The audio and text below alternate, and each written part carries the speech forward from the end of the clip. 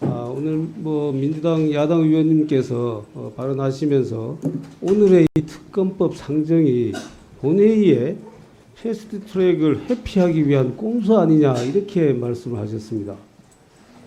저는 그것은 본말이 완전히 전도된 지금 말씀이라고 생각합니다. 자, 원래 상임위, 우리 국회가 상임위 중심주의를 채택하고 있지 않습니까? 상임위에서 이렇게 상정하고 소위 가서 논의하고 이것이 정상적인 절차입니다. 그런데 그것을 본회의에서 패스트트랙을 태우겠다? 이것이 꼼수이지 않습니까? 그게 꼼수지. 어떻게 해가지고 상임위에서 정상적으로 상정돼서 이렇게 논의하는 이것이 꼼수가 될 수 있겠습니까? 예, 그 말씀 한 말씀 꼭 드리고 싶었고요. 그 다음에 아까 우리 또 다른 분께서 특검이 검찰 춤추게 한다라고 이렇게 말씀하셨어요. 그 부분에 대해서 우리 한동훈 장관이 조금 언급을 했는데 제가 구체적으로 조금 말씀드릴게요. 자, 물론 지금 우리 기동민 간사님 말씀처럼 국민들께서는 오해하실 수도 있을 겁니다. 이런 논의가 있으니까 오늘 압수수색 하네 이렇게 오해하실 수도 있을 겁니다. 그러면 책임 있는 정치인이라면 그런 오해를 풀어주는 그런 말씀을 하셔야 되지. 오히려 그걸 더 부추기는 그런 말씀하시는 건 대단히 무책임한 발언이라고 조금 생각이 됩니다. 예. 자, 그 점에서 자, 오늘 압수수색이 실시되려면은 압수수색 영장은 최소한 오늘 아침에나 어제는 최소한 나왔을 거 아닙니까? 그러면은 압수수색 영장 청구는 이미 그 전에 있었을 것이고 그 청구에 대한 논의는 그 훨씬 더 이전에 있었을 것이고 물론 구체적인 날짜를 얘기하실 수는 없겠지만은 지금 그런 프로세스를 조금 구체적으로 얘기를 국민들께서 알기 쉽도록.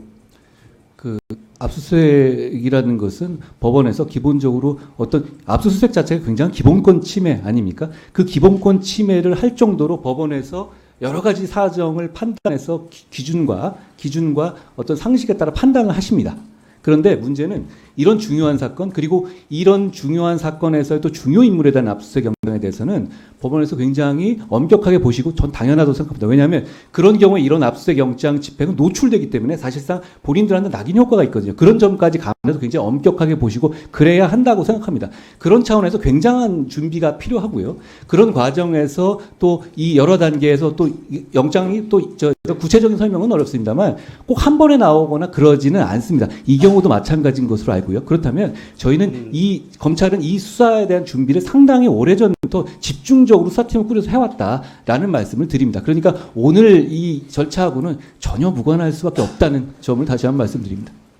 한 번에 나오기 어렵다 이 얘기는 기각됐다 재청구했다는 얘기로 들리는데 그걸 그렇게 저희가 감출 일은 아닙니다만 또 구체적으로 제가 또 그렇게까지 말씀드리는 거죠. 그러니까요. 다만 그런 여러 가지 사법적인 심사 과정이 그렇게 복잡한 과정이 있었다라는 그 정도로 이해하겠습니다. 그게 제가 잘못됐다는 말씀드리는 건 아닙니다. 이 부분 관련해 가지고 제가 조금 더 여쭤볼게요.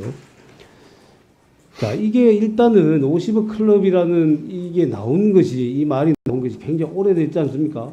그리고 그 대장동 수사는 수사가 돼서 이미 기소까지 된 상황이고 그런데 국민들이 보시기에 이 수사는 왜 이렇게 더디지? 오늘에야 압수수색을 집행하지? 이렇게 하는 의문이 있을 수 있을 것 같아요. 그간의 과정에 대해서 물론 뭐 옆에 법원행정처장이 계시긴 합니다만은 이 부분이 법원과 지금 관련이 일부 돼 있거든요. 권순일 재판관이 거기 관련돼 있기 때문에 그래서 법원과의 지금 말씀하신 것처럼 영장을 청구했다가 뭐 기각이 됐다든지 또는 다른 어떤 노력을 했는데 그게 잘 안 됐다든지 이렇게 해서 시간이 지연될 수밖에 없었던 그런 사정이 있다라면은 구체적으로 말씀하시지 못하겠지만 러프하게라도 좀 말씀을 해주시죠. 좀 간단히 구조를 설명드리면 이건 배임 사건이 있고요.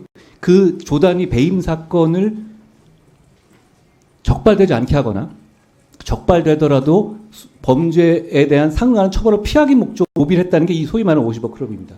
그런데 이 사안이 좀 독특한 점은 좀 이거 일반론을 말씀드립니다만 다 보도된 거지만 이것이 이익을 배임 이익은 실현됐고 대부분의 경우 실제보다는 약속이 됐다. 50억 클럽이라는 게 약속했다는 것들이 주 아닙니까? 그러니까 실제로 명확하게 실현된 부분도 있지만 실현되지 않은 부분이 사실 더 많이 구조적으로. 그러니까 이 현재 드러나는 의혹상으로도 그렇다는 점입니다.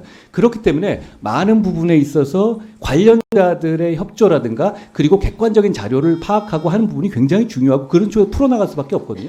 그 과정에서 우선순위를 보자면요. 당연히 배임 부분, 본체를 먼저 밝히는 게 우선이고 이것이 확정된 다음에 그러면 이걸 숨기고 뭐 했나 이런 순서로 넘어가게 되는 것이 수사의 일반적인 순서입니다. 그 순서에 따라 진행되는 것이고 그 과정에서 지금 만약에 혹시 뭐 특검이라서 새로운 팀을 하게 되면 어떤 문제가 생기냐면 지금 역시 배임 본체를 밝히는 데 필요한 당사자들, 진술을 받아낼 사람들과 로비 부분, 소위 말하는 50억 클럽을 밝혀내는 부분들은 대부분 겹칠 수밖에 없거든요. 그러면 이쪽 사람들에 대한 수사와 어떤 레포나 어떤 장악은 지금 기존 검찰이 되어 있지 않겠습니까? 그럼 새로운 팀이 여기서 50억 부분을 나눠서 한다? 그러면 이 사람들에 대해서 완전히 생면부지의 상황에서 시작해야 되는 상황인데 이게 효율적으로 진실규명이 되게 어려운 구조입니다. 저희는 말씀드린 것처럼 이 과정에서 국민들이 보시기에 그냥 이거 왜 못 밝히라고 이런 말씀 생각하실 수 있는데 순차적으로 진행되는 과정이고 그리고 최선을 다하고 있다는 말씀입니다. 그런데 이 점을 좀 저도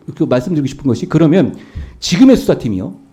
지금 중앙지검 수사팀이 지금 50억 클럽이든 뭐든 간에 이 대정동 관련해서 누구를 봐주기 위한 수사를 한다든가 누구에 대해서 좀 소프트하게 한다든가 이런 의혹이 제기된 적은 한 번도 없거든요. 오히려 왜 이렇게 많이 하냐만 하죠.